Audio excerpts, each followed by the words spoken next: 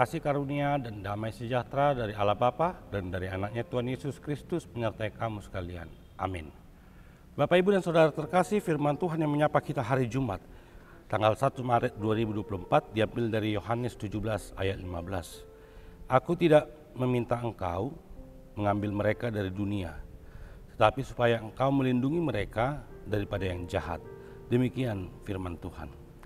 Bapak, Ibu, dan Saudara yang terkasih, dalam nama Tuhan kita Yesus Kristus, kita harus melihat perikop ini secara utuh di Yohanes 17. Bagaimana perikop ini adalah dikenal dengan dua syafaat dari Tuhan kita Yesus ketika dia berada di Taman Getsemani, sebelum dirinya ditangkap dan disalibkan.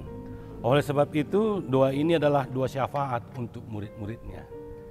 Kalau kita lihat doa-doa yang ada dituliskan di Alkitab, terkenal Yohanes 17 adalah doa terpanjang di dalam Alkitab. Karena ini adalah dua syafaat dari Tuhan kita Yesus Kristus.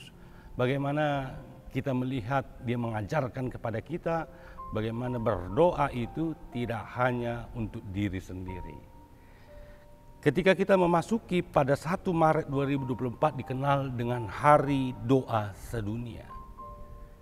Ketika kita melipat tangan kita berkomunikasi dengan Tuhan, sebab doa adalah nafas kehidupan bagi orang percaya. Apakah kita belajar dari bagaimana Tuhan kita Yesus Kristus tidak hanya mementingkan dirinya, padahal dirinya sedang di dalam pergumulan rasa sakit yang sangat tinggi. Bahkan dia mengatakan jikalau cawan ini bisa dijauhkan daripadanya. Ini adalah sebuah perasaan yang begitu dalam ketika dia tahu nyawanya akan selesai.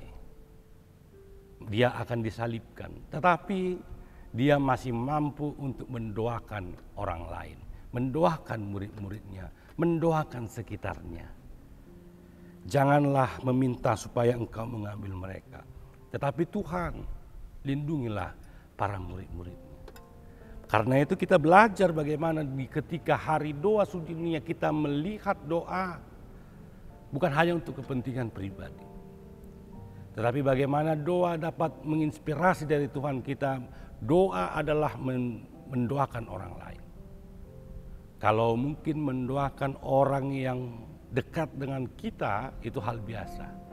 Tetapi ketika kita lihat bagaimana Yesus berdoa, aku tidak meminta supaya engkau mengambil dari mereka. Termasuk di dalamnya adalah doa kepada Judas Iskariot, murid Yesus yang memfitnah dia, yang mengkhianati Yesus. Karena itu kita coba merenung, Bapak, Ibu, dan Saudara terkasih. Bisakah kita mendoakan orang yang membuat kita sakit hati? Bisakah kita mendoakan orang di sekeliling kita? Bisakah kita mendoakan orang yang membuat kita jengkel? Karena itu kita tidak hanya mementingkan diri sendiri. Banyak sekali berdoa hanya untuk kebutuhannya. Hanya untuk keinginannya. Karena itu kita diajarkan sebenarnya di dalam doa Bapa kami. Dari begitu panjangnya rangkaian doa Bapa kami, hanya satu yang meminta kebutuhan. Berikanlah kami pada hari ini makanan yang secukupnya. Dan ampunilah kami akan kesalahan kami, seperti kami juga telah mengampuni orang yang bersalah kepada kami.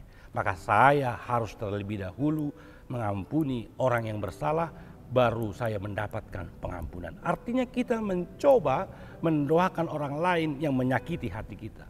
Kita mencoba mendoakan orang yang ada di sekitar kita yang memiliki kekurangan. Sering sekali kekurangan hanya karena sedikit kekurangan mengalahkan banyak kebaikan yang telah dibuat.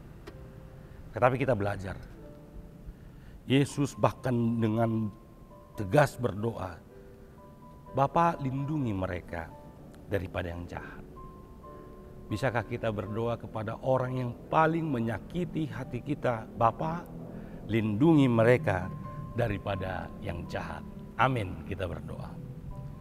Terima kasih ya Tuhan, kami telah mendengarkan firman-Mu. Ajar kami bahwa tidak hanya mementingkan diri kami di dalam doa kami.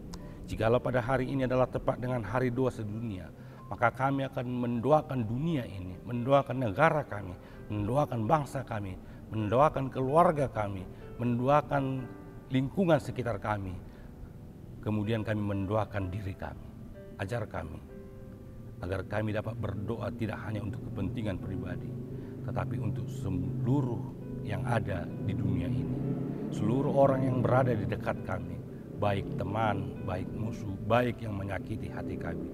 Sebab Tuhan Yesus mengajarkan kepada kami bagaimana kami mendoakan kepada orang yang membenci kami, tetapi kami mendoakan supaya Bapa melindungi mereka.